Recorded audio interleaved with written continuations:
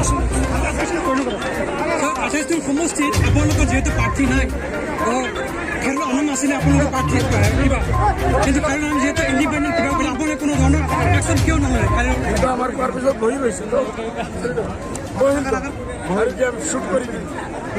এজন কেণ্ডিডেট আছিল বহি গ'ল স্যাৰ মহাজুদ্দিন সৰকাৰ হলে সিএম কোন হবে এইটো ওপৰ দাবাও না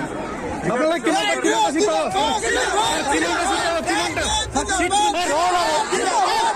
স্যার আপনাদেরকে কিমানটা সিট পাবো মহাজোটে এই বিষয়ে কখনো 74 প্লাস হব